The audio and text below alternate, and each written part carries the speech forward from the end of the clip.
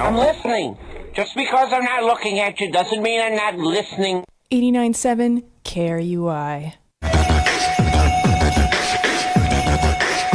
I'm fresh. KRUI, Iowa City. You gotta be fresh. So if you take a look at the folder in front of you, you will see many facts that are enlightening about our current situation.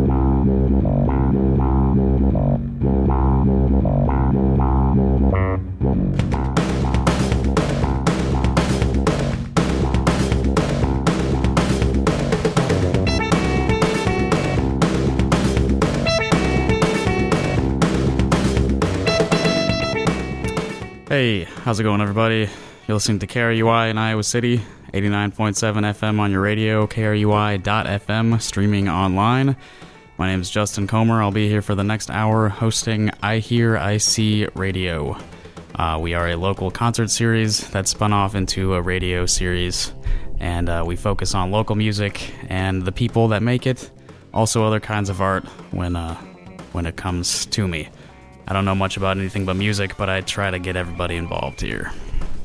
So, today I was not expecting to be alone in the room at 4 p.m., but we'll see if my guests arrive sometime over the next hour.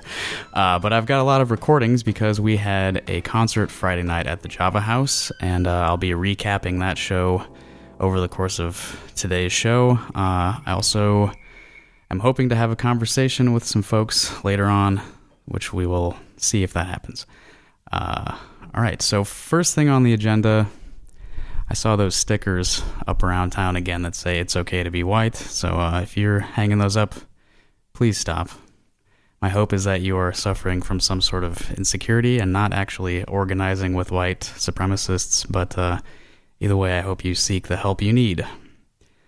Other lighter, better, happier news, I wrote a letter to the editor to the Little Village this week, and it was posted on their website, so it's part of a conversation about artist compensation and what bands charge to get into their shows and such.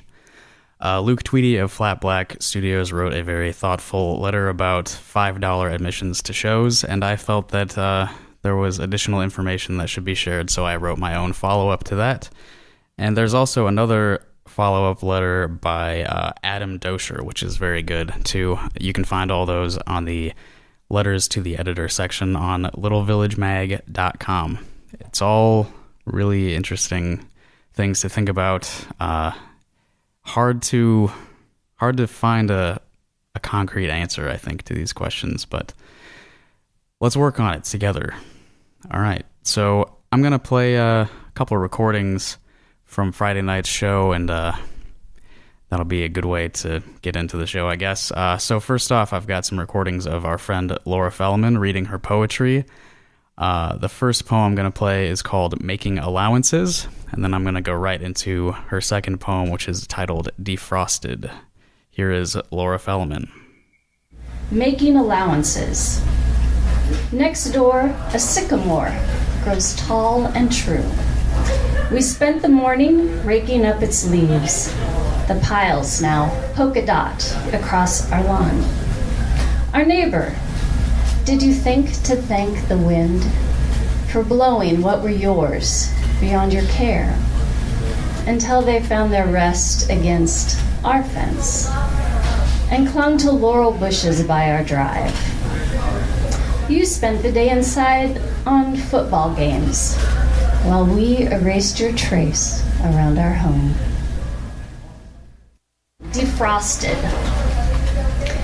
His reflection ghosted towards her across glass. Some part of her anticipated impact. A stocky profile entered slighter features, absent sensation settling into hers. Beyond the lobby of caved-in commuters, cement dried out in pit bull brindle patterns. Above, the full moon hovered in cloudless blue. Below, blackened snow melted a muddy route. Beneath the bridge she crossed, the ice freed its hold, transforming from hard shoves to glistening pulls.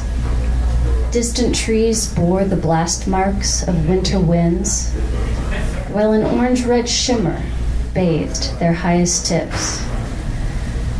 Along the hillside where she chose to unload, a retaining wall shone with a pinkish glow. These signs of weighty, finding a lighter side, a better self absorbed and unfroze her bite.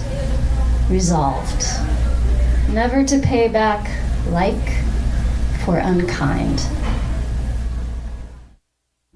The change. Inside the white farmhouse, settled atop a hill, its side porch jutting west, overlooking the fields, the praying at daughters. Pounding into the eldest, she is good, she must be great. Tearing into the youngest, be more like her sister does. Laying hands on her daughters. Lord, make them understand my drive, that this is for their betterment, my love to hone their excellence, and necessary to forgive. The bargaining against daughters. Until the day he came home early, heard the keening through the kitchen door, assumed unknown outside threats, but found her kneeling over the crying fears. Touch them again, I will throw you out. Such an accosting power to arrest a person through a single commandment. Few are those who harness it gracefully, without intruding beneath other kinds.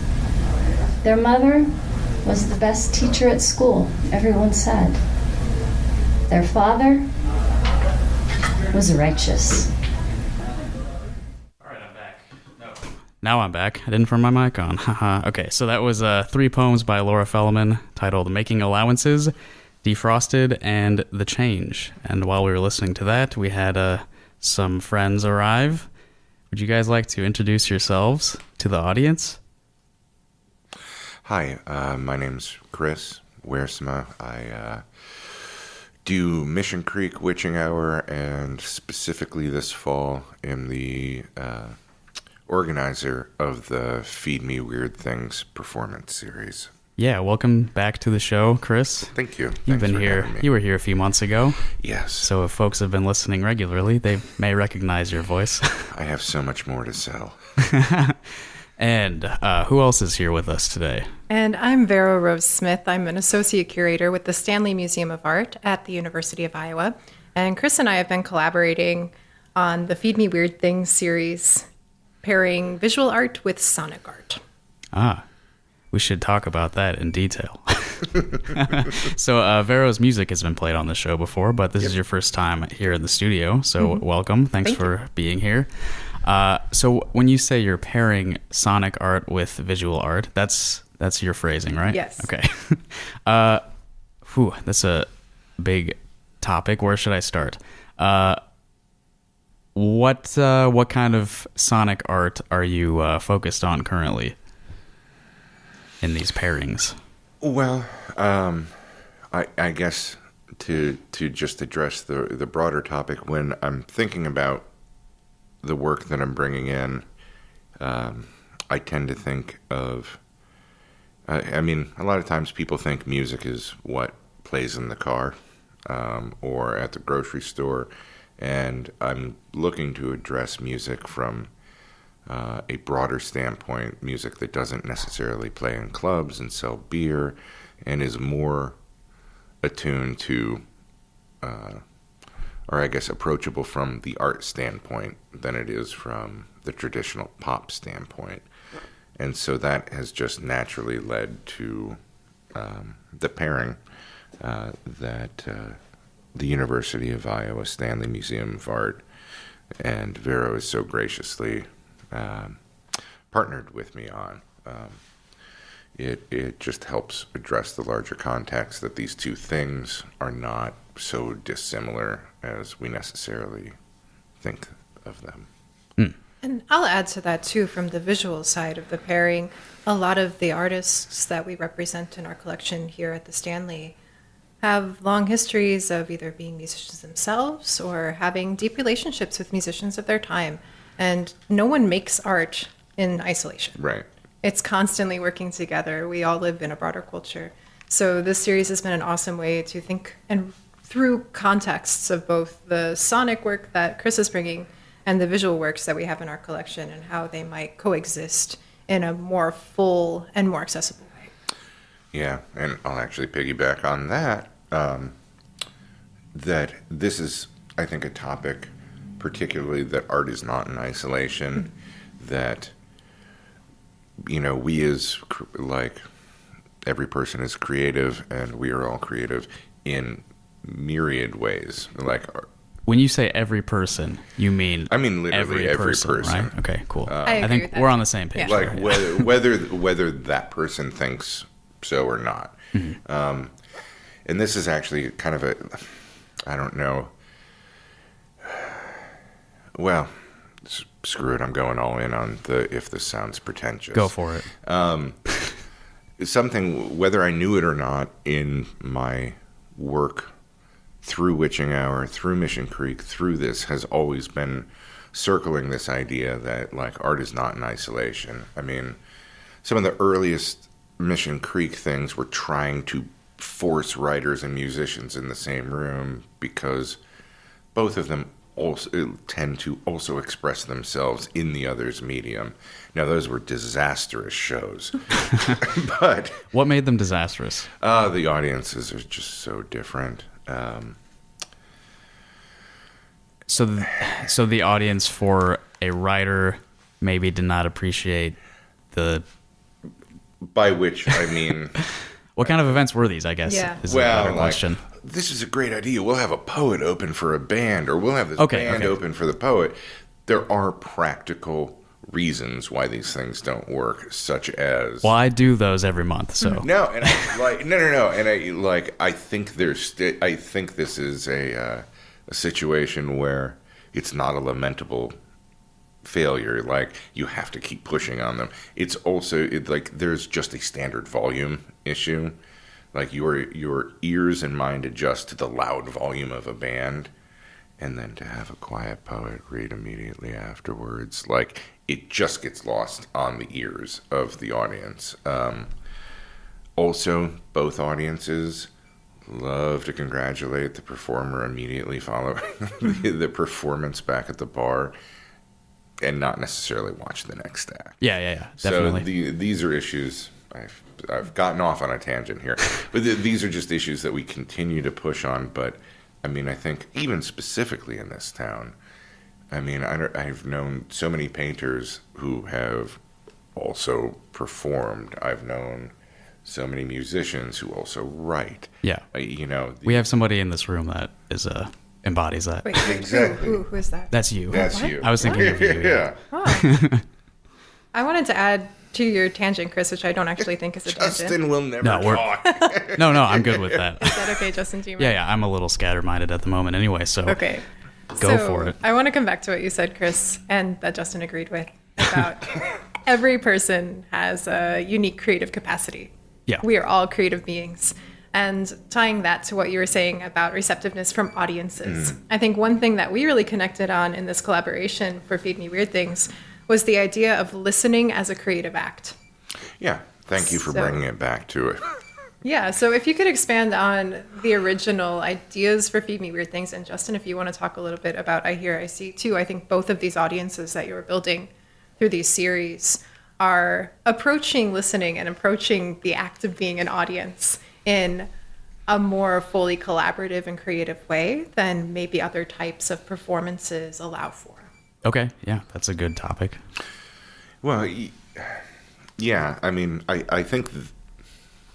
So what my initial, I guess, altruistic reason, beyond I just want to see these people perform, is the notion that discomfort, unknowing, coming from a place of either willful or unintentional ignorance,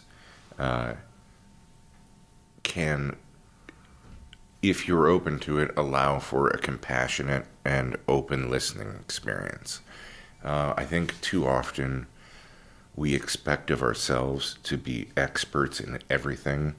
More and more as we have so much information available to us, we put pressure on ourselves to know and to come in as a fully realized person to events or just any interaction that we have, that we, I think, do ourselves a disservice to coming in from a place of just unknowing. And from that place, I mean, there's two ways you can go. One reaction is fear, and that tends to lead to, down a negative path. The other way is open compassion, and I think that's what I'm trying to lead with from myself, and also hope that my audiences and just the people coming in, like, so much of it, and I think this is also true with iHearIC, it is improvised music. There is no place of knowing that you have to be open to this experience and be there now, to borrow a horrible 60s term,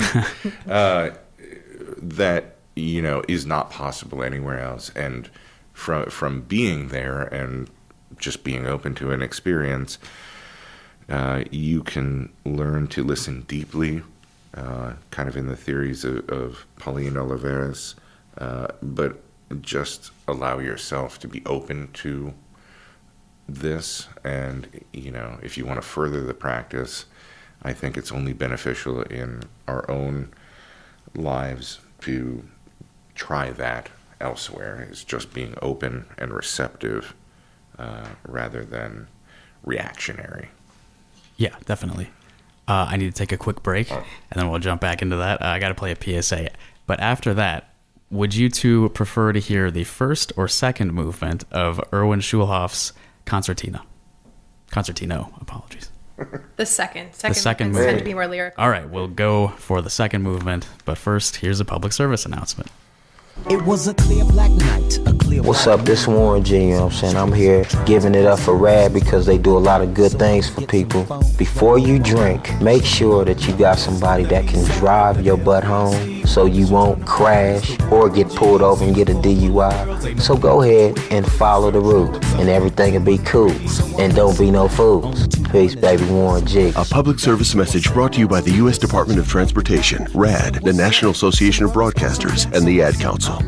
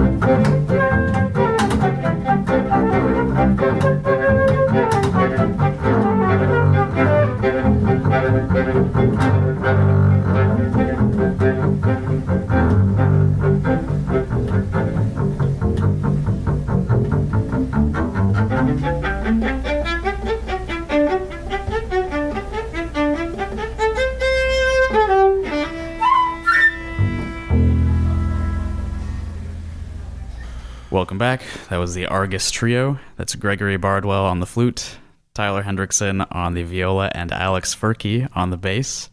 I'm sitting here with my friends Vero Rose Smith and Chris Wiersema of the Feed Me Weird Things series. We're talking about listening. We're sort of on the topic of listening as a creative experience. So, Vero, you mentioned that you see this concept of creative listening. Is that a good way to talk about that? Yeah, absolutely. You see that in our series, the iHearIC concerts. Actually, would you elaborate a little bit on how you see that? And then maybe I would have a better idea of how to talk about it.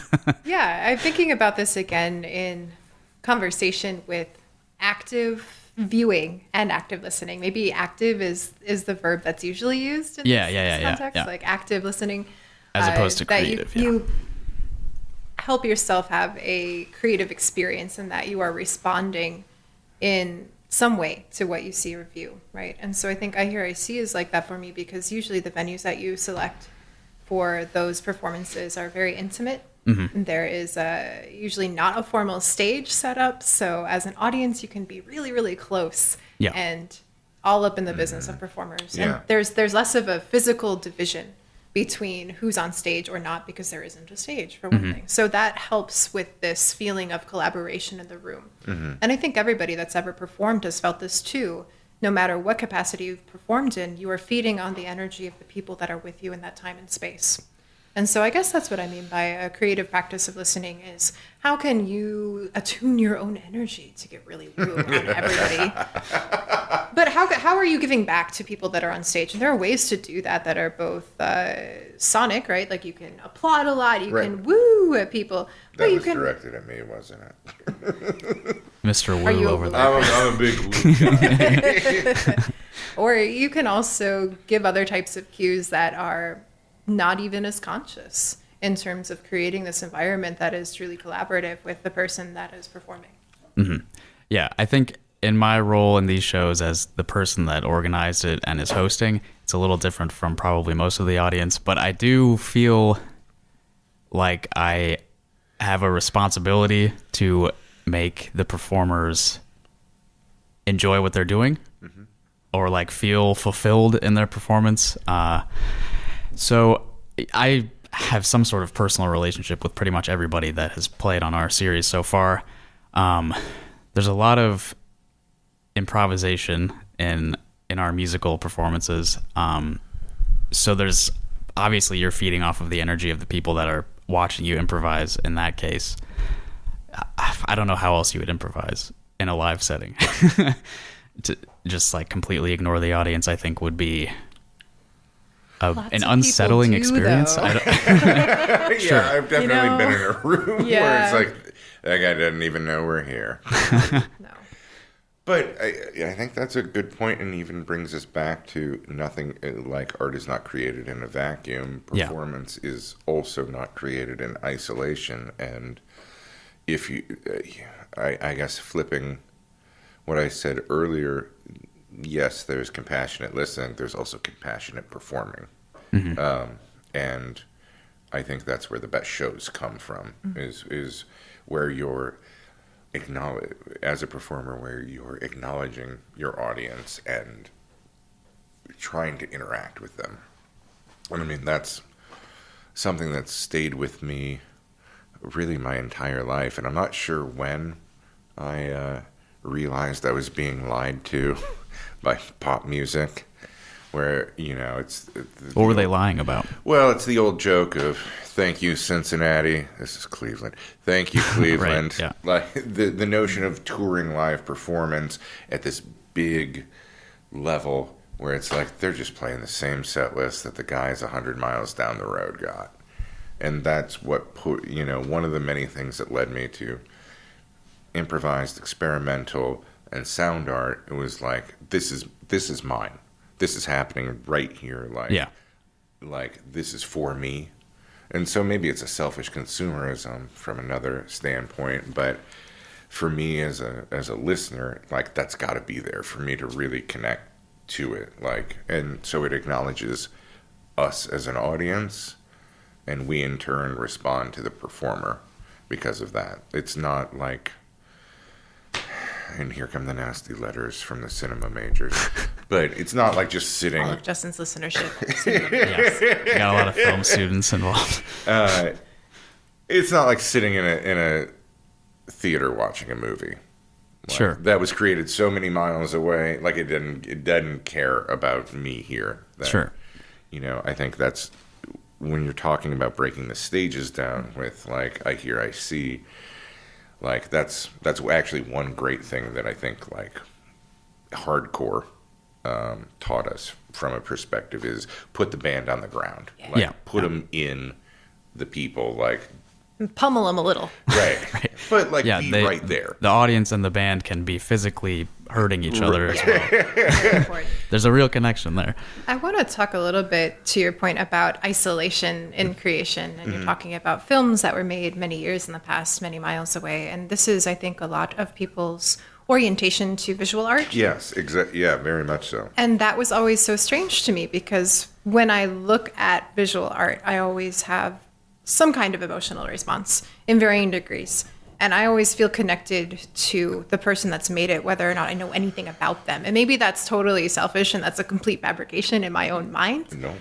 But I realized as I got older that not everybody has that same experience. Right. And that is a good point, that live music, like we're witnessing the creation of this art like right in front of us. Right. Visual art, most of the time anyway, we are seeing it after the fact. Right. Sure. So it's a little harder maybe to connect for some people. So do you have any inkling of like why you have this emotional connection when you see a piece of visual art?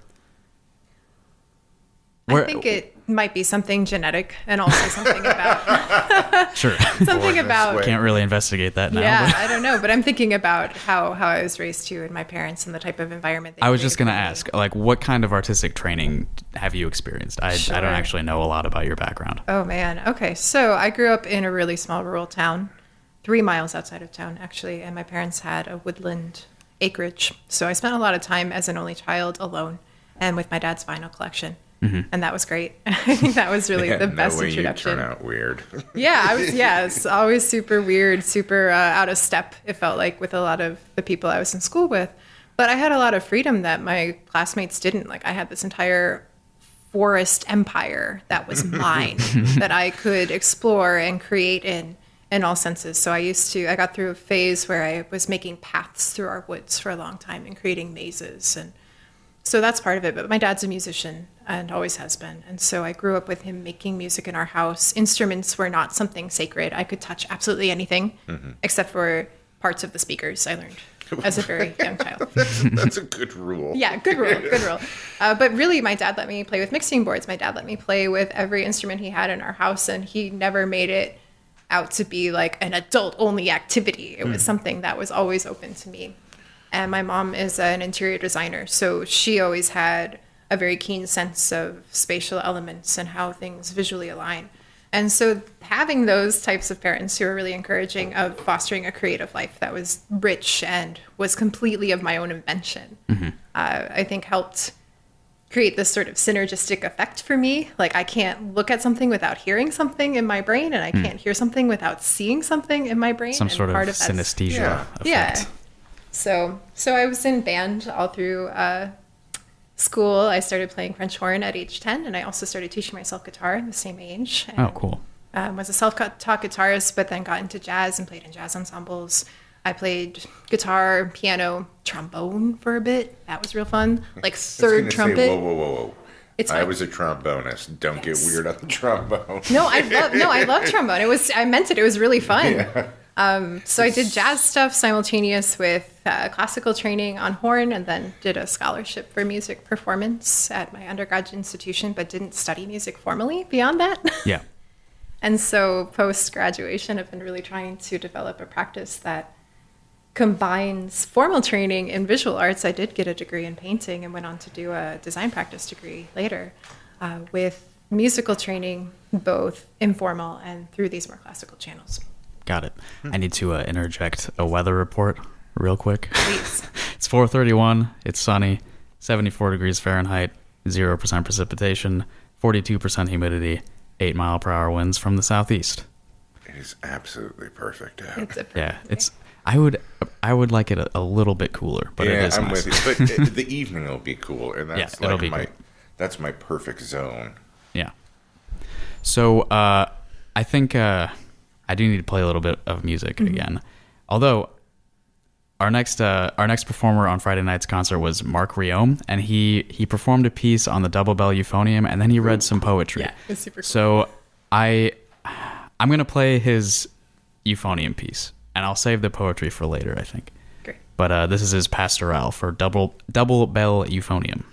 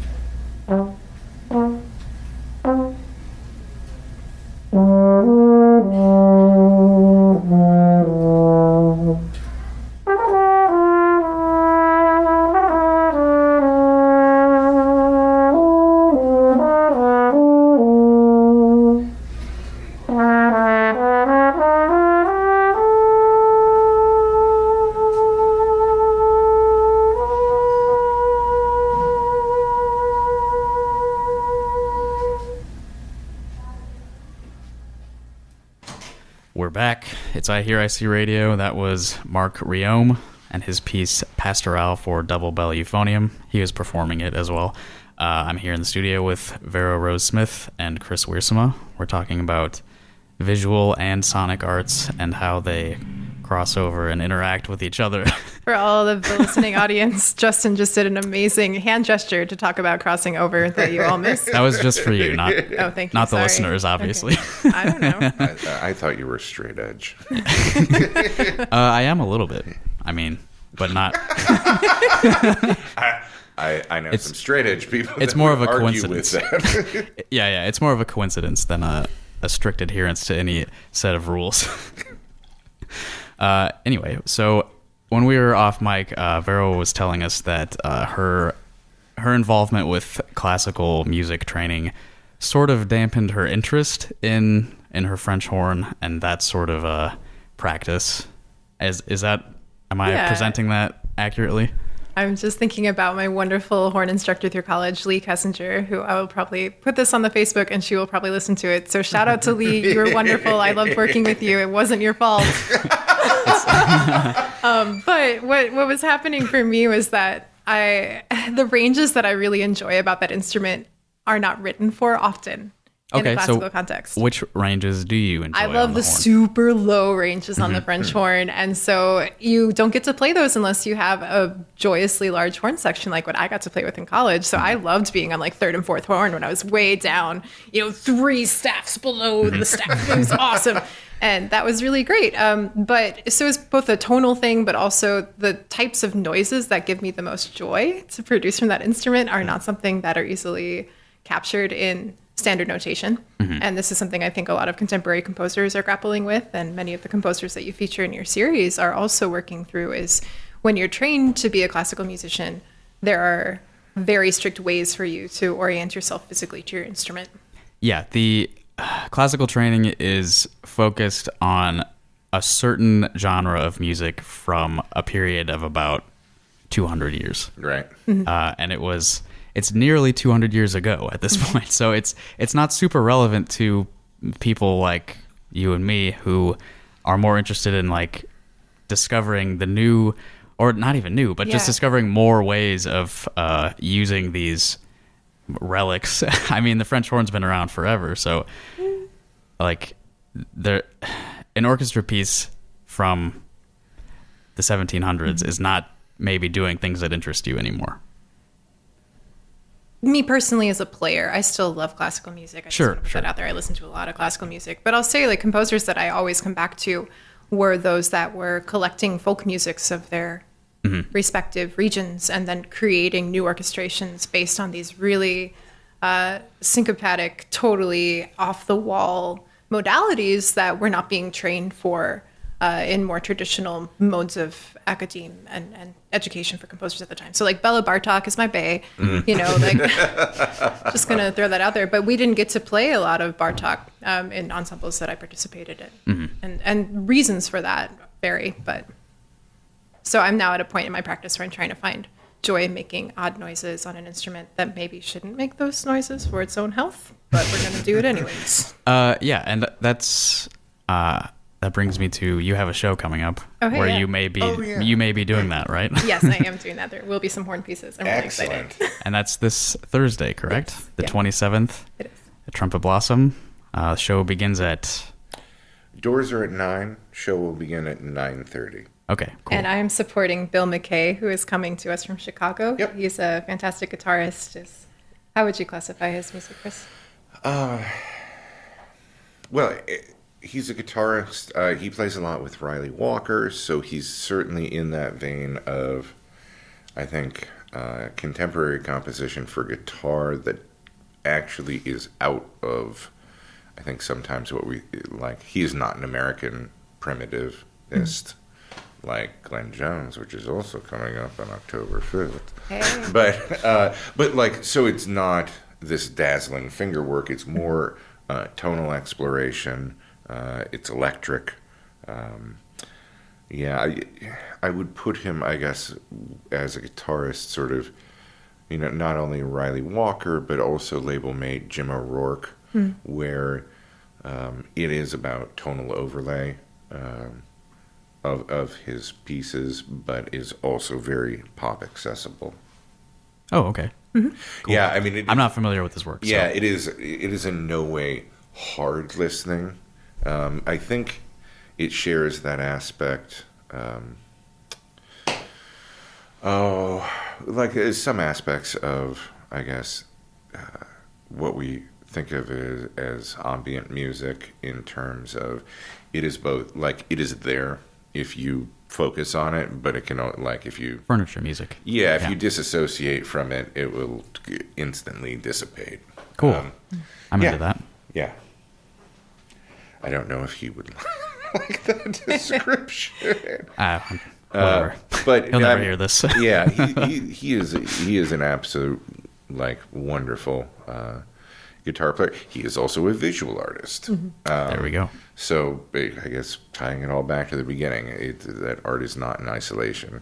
Mm-hmm. Here's something I hadn't thought about until now, but you are performing on a Feed Me Weird Things show this Thursday, and you have been this season pairing the musical offerings with something, a piece in the Stanley Museum. What are you doing for yourself? So I actually enlisted somebody else to write for my set. That's a little more ethical. I think. A little more ethical, I thought, because we actually entered this collaboration with the museum before Chris asked me to play, which was awesome, and I'm really excited to be doing both. But I wanted to. I don't know that it's hard to create boundaries sometimes in professional roles. But I had my good friend Elizabeth Spear, who is a PhD candidate here at the University of Iowa in art history, pair my work with some things in our collection, and she chose one of my favorite artists that we have, who is kind of little known. Her name is Lil Picard. Lil Picard just kicks a lot of butt. She escaped Nazi Germany after her press credentials were revoked because she was Jewish, and I should say Austria. She was not in Germany, she was in Austria, and then came to the US and was like, what do I do now? Guess I better open a fancy lingerie company. Obviously, once you escape the Nazis, what else do you do with your life? So she had a boutique for a long time. She designed all of this lingerie, and then she started hanging out with a lot of performance artists in the early 1950s in New York City, and became a performance artist herself. And so I haven't actually looked at Elizabeth's work because I'm a million years behind in all my email, but she has created some nice essays pairing some of my musical stuff with Lil Picard. And some of the overlap there is that Lil Picard was working with a lot of found objects. She was creating these multimodal, multisensory works before that was really how anyone would describe art that is created in a visual context. And she also did a lot of performance-based stuff that had a very raw feminist energy. So, for example, my favorite performance piece she ever staged was where she said she'd have all this stuff done for this art opening that included like 60 other artists, and she showed up with nothing except for a lighter. You said a lighter? A lighter. Okay. She showed up with a lighter, and she started systemically taking off the ties, the neckties of the men in attendance at this party and burning them in front of their faces. And this was her performance piece. And then she collected them and documented them photographically or mounted them in collages. Sorry to interject. No. Now, this is the piece that you actually paired with a previous performer on Feed Me Weird Things, Period Bomb. Oh, I missed that. Nice. Yeah. So I paired that piece with Period Bomb because I think that there is a similar in-your-faceness. Oh, absolutely. in their performance engagement. And I just love the reviews from Lil Picard's piece, which were very incensed, as you might imagine. Yeah. So, destroying the property of your audience. Also, if anybody wants to see these pairings, they are archived on the University of Iowa Stanley Museum of Art's website under the Legacy tab. Awesome. We can give you a link for show notes. Yeah, I'll put that. If you didn't know, I upload all of these as a podcast, and I will put those links in the description of said podcast. Excellent. So if you're listening now and you want that information, check there. I got to play a Grant spot real quick. Great. Support for KRUI is brought to you in part by The Broken Spoke. They offer new and used bicycles, cycling accessories, and also service all kinds of bikes. They can be found in Iowa City at their new address, 757 South Gilbert Street. For more information, visit thebrokenspoke.com or call 319-338-8900. Welcome back to iHearIC Radio. Thank you to The Broken Spoke for that beautiful Grant spot. read by somebody here in the studio. I'm here with Vero and Chris. We're talking about art, we're talking about music, and we're trying to talk about both together. Beautiful. Thanks. Chris, what else do you have coming up on your season of concerts? Gosh, there's actually a lot. So there are several. I have a list. Yeah, this Thursday is, as we were talking, Bill McKay from Drag City and Vero Rose Smith from Next to Me. And coming up after that is American primitive guitarist Glenn Jones, who is, in fact, a John Fahey scholar. He performed and researched with him 25 years of his life at the end, and has done huge collections of his early work. He will be joined by Black Stork, who I am actually surprised is not next to me. Yes, Black Stork is the pseudonym of Carlos Catayo Solares, my partner in iHearIC organizing. He's also a guitarist. Yes. I don't know what he'll be doing for this show, but Black Stork is generally like his acoustic metal name. So, which I love. Yeah. And actually, like, even as we were talking about willful, kind of the pleasure of willful ignorance in performance, or like as an audience member, even as a programmer, there's a certain, like, I keep a certain amount of willful ignorance for myself, where I will go so far as to not listen to an artist after I've booked them anymore, even though a lot of the people that I book I'm obviously a big fan of, but I will just stop listening to their music so that when they're here, it is new in my world. And with a lot of the local performers that I've had the pleasure to poach from iHearIC, I also will just, like, I'll do enough research to know that they're a good fit for a show, but then I'll stop so that I can go into it, I guess, with new ears. And that's, after booking for 18 years, is that, like, the only way that I can keep joy in it. Well, it keeps it from becoming math. Sure. I guess. Sure. Yeah. Ooh, let's talk about keeping joy in practice. Okay. How do you do that, Justin? How do I do that? Well, I most of what I do as a performer at this point in my life is improvised. So I find joy in just exploring. Like, I'm at the point where I have, like, a detachment from any sort of performance anxiety. Like, it's not so much that I don't care about how an audience perceives our work. It's that I have a sort of confidence about it. Like, I trust that the audience will, like, connect with me on some level and get what I'm putting out there. And I've been improvising enough that I feel like whatever I put out there will be good enough for me. So I find joy in, like, stretching that as far as I can. Like, something I considered but didn't do at that outdoor performance that you saw last weekend. Great, I had a bunch of just, like, crappy Barry Sachs reeds, and there was a fire in this backyard, and I wanted to just start setting these little reeds on fire as part of my performance, but I decided that I would rather stay close to my improvising partners.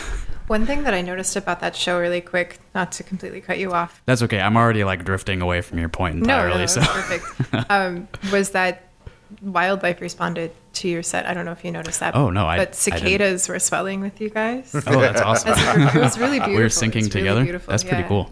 Yeah, I sort of, like, shut off outside awareness when I have a collective improvisation going on.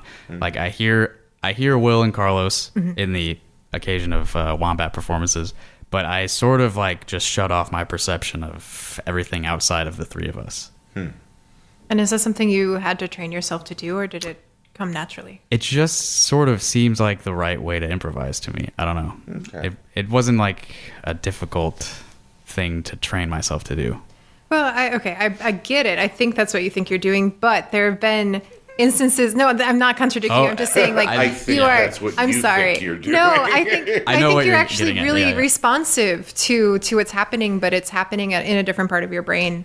So I'm thinking about the cicada thing, and then at the iHearIC performance on Friday. I think I've contradicted myself in this conversation. So no, I'm not trying to contradict you necessarily. No, but I know. I think your Wombat is really good at making space for audiences, and whether those audiences are cicadas or audiences are cafe chatter. There were a couple of moments in your set where there was an ebbing of the sounds you were making that was answered perfectly with sort of chinking and the espresso machine, and like it was a dynamic situation with these ambient sounds that was really beautiful. And I think that it might not be intentional, but you're aware of that as a musician. That's all I'm saying. I can confirm that at least one example was intentional on my part.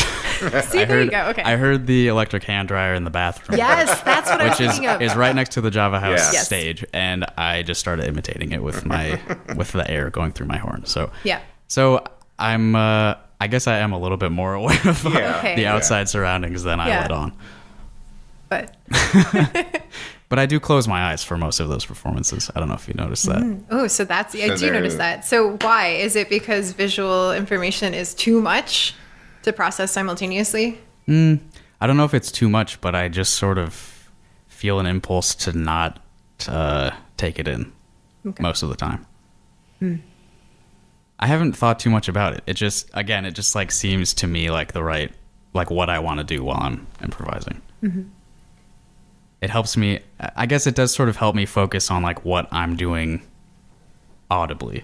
Yeah. And listening to the people next to me. Like turning off the radio when you're lost. Yeah. Oh, like when I don't know what it is about turning down the radio. Like I'm trying to read road signs, so I turn down the music. Yeah. And I think this is as if it's going to be like, yo, over here. Yeah, like the sign will just wave at you. Yeah. I think this is how people approach viewing art in a static environment. Many times gallery spaces are really static, and they don't expect a give and take with an audience. And that's something I'm trying to push in our museum practice here. And there are a couple of ways that I'm experimenting with how to do that. And I'm not sure any of them are successful or how we would even measure success. I'd like to hear what your attempts are, though, because that sounds like a difficult thing to tackle. So I'll start with the craziest and most exciting one to me right now. There is a wonderful computer scientist here on campus, Kyle Rector, who is a professor in the computer science department. And she and I successfully won an institutional grant to develop in-gallery technologies to create real-time audio guides for our spaces. And these are very much rooted in the fundamentals of the arts. So we're not talking necessarily about history, but we are talking about the material of the art making. And that's something, you said something earlier when we were not talking. Yeah, I did say that I think materially about creating music. I want to come back to that because that's really interesting to me. So what we're developing right now, we're at the very beta stage of this project, but we are trying to create tools that will help any visitor to our gallery, whether or not they've ever thought seriously about looking at art before, or they're totally expert, they have a PhD in art history, or they are a world-renowned painter. We want to create a tool that all can use to contribute to a collective guide that will help specifically low-sighted individuals experience art, but in turn will help absolutely everybody that is struggling to find a starting point or an entry point to experiencing art. So that's one way. And what this is looking like right now is a lot of mechanical turking. We're putting some tasks on the internet where we will have folks code images for us with descriptors, and then we will be creating more narrative stories that talk about the rudimentary visual elements of art from that. And then we're going to run those by designated experts in art, and they will tell us how accessible they think these texts are. And then there'll be a final phase where this becomes a recorded project. Cool. So I'm really, really excited about that. But some other ways would be getting more live music in our gallery space. I think it's really interesting to see musicians respond in real time. Have you done that before in this space? So there have been some false starts with that, and I'm hoping, and not due to anybody's fault at all. It's just timing sometimes doesn't work out for these ideas. But I think Feed Me Weird Things is one of these major projects for me too, is how are we making our collections, I don't want to say friendly, but something that folks can feel a stake in evaluating. Right. Well, I mean, I think this comes to the larger issue of institution, where actually the last thing you ever want to be to your audience is an institution, because they know then it'll just be in this room, and I'll go there once a year, and I have no ownership. I have no stake in it. So, I mean, I think what's so wonderful with what you have been putting forward with our partnership is like, this is active. Yeah. This is like, visual art doesn't hang on a wall. I mean, it has to physically, but it is alive and it reacts. I mean, this is probably not great for the kids at home, but like my interaction with visual art was as a teenager, getting high, putting on my headphones, and sitting in front of paintings when I was cutting class. And just, as I say, not as I do. I'm not listen saying to you confessing to crimes over here. But like, and it was, I'm talking like the old Discman, like sitting there with these giant headphones. But it was incredible the way visual art would change as I was listening to different pieces of music. I mean, the same painting was radically different from like listening to Lonnie Smith versus, listening to Gangstar. And obviously this is all in self-perception, but again, that goes back to what it is we're doing as an audience. That I think, again, this is, art is living. It is, that sounds awful. It's okay. But it's not just sitting in a alive, room. Man. Right. It is not just sitting in a room. In the way that music is not just happening in concert halls. So pairing these things to me is just an absolute natural. Another thing I'll add too is that I'm teaching. I have the pleasure to teach right now at Kirkwood Community College, and this has been, I feel, one of the most meaningful things I've ever done with my life. Oh, good. I absolutely adore my students. I respect all of them so much for striving to achieve a level of education that in many cases nobody else in their family has been able to achieve. And that's very much my story too. But through teaching, I have the absolute and incredible opportunity to experience art from 23 different perspectives every time I'm in the classroom. And you learn a ton from teaching. You learn a ton. And it's also that we have such varied perceptions based on cultural background, based on linguistic background. That's something my students and I talk a lot about, because Kirkwood has students that speak over 96 languages, not an individual student. Maybe there's a polyglot out there, but our student body is incredibly diverse in terms of linguistic, ethnic, and cultural background. And so many of my students are coming into my classroom trilingual or more. And that's incredible to me. And that means that the way that they're perceiving visual information is getting filtered through language in such a way that it changes the meaning and also has a lot of other contexts that I cannot access as a monolingual person. So these are the types of conversations that are just a joy to have. And I think that absolutely anybody can have. And we live in such a visually saturated world that I really want every single person to know that they can come into an art gallery or a museum and contribute something to a conversation there. They have so much more expertise than they give themselves credit for. Yeah, it's hard to draw that out of people sometimes. Yeah. So it's good that you're making attempts at that. It's a challenge, yeah. So I hate to cut this short because I feel like this could be a 4+ hour conversation. We barely scratched the surface of what we said we wanted to talk about. But our hour is up and I do have to be somewhere. So we're going to have to close out today's show. Do you guys have anything additional you'd like to plug before we go? You have more shows on I do. I have where can people find those? On Facebook at Feed Me Weird, and also probably I'll just be promoting posts like crazy, so you'll get sick of seeing that eventually. Can you tell me how to pronounce the band? Halambides. Halambides. Okay. Yeah, it's actually a Greek word for joy. Okay, it looks Greek, but I didn't have any idea how to say it. No, honestly, I've been listening to them for 15 years, and I have always... It's like being a bookish kid where you've read a word so many times that you refuse to say it out loud because you have no idea what it sounds like other than in your head. But they're a free folk sort of edges of psychedelia from Texas. They're incredible. They've been around for 25 plus years. It is really incredible music to hear from two performers. Yeah, they'll be playing October 18th. And you can find the rest of the lineup at the Feed Me Weird Things Facebook page, as mentioned. Vero, did you have anything else you wanted to get in here? Absolutely. There is an amazing immersive storytelling event that Dawson Davenport, who is an undergraduate student here at the University of Iowa, has curated in response to a show I curated. And his event is happening on Indigenous Peoples Day, which is October 8th or 6th. I don't know. There are posters. Good. And we are going to be heavily promoting this as well. Sorry. But it's happening at Drake University, and it's bringing together a bunch of incredible, specifically Meskwaki performers, but also performers from many different affiliations who will be speaking to ideas of resilience. Sweet. Sounds awesome. Right.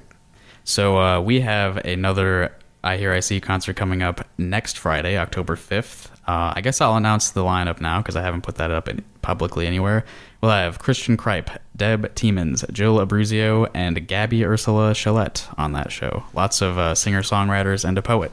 So that'll be fun. After that, we'll have shows at the Java House November 2nd and Trumpet Blossom December 1st. If you like Wombat, that's me, Carlos, and Will. We'll be playing here in the KRUI studio Tuesday night at 10 p.m. for local tunes. I think we'll be talking as well, but I'm more excited to make noise than talk, as usual. And then we'll also be playing in Ames as part of the Maximum Ames Festival next Saturday, the 29th, at Morning Bell Coffee. That starts at 9. We'll also be playing with Generic and the Off-Brands and Pale Blue Earth, two groups I have not met yet, but I'm looking forward to sharing a stage with. iHearIC has a website. It's iHearIC.com. We're also on Facebook, Twitter, YouTube, and Patreon. Every episode of this radio show gets uploaded online as a podcast on iTunes, Google Play, Mixcloud, SoundCloud, and Stitcher. If you're listening and you want to get in touch with us, you have music you want me to hear or a show that we should know about, the best way to reach us is our email address, ihearic@gmail.com. I'll be back in here next week, next Sunday, the 30th at 4 p.m. again. I'll be previewing that previously mentioned October 5th show, and who knows what else will happen. I don't yet, but I'll figure it out this week. And to close out the show, I'm going to play a little bit more music, but I have a recording of the full Wombat set, which is nearly 24 minutes. So I have an odd request from the two of you. Could you pick a number between 1 and 20? I'm going to go 7. All right. Would you like to disagree or... 11. 7 and 11. I'll play minutes 7 through 11. Why not? So we'll close out the show with 4 minutes taken somewhat at random from the Wombat set. Get the hand dryer part. I couldn't place that, but I'll try to fade that in now. Let's see how successful I am at that. And I'm just going to keep talking while I try to line it up. And here we go.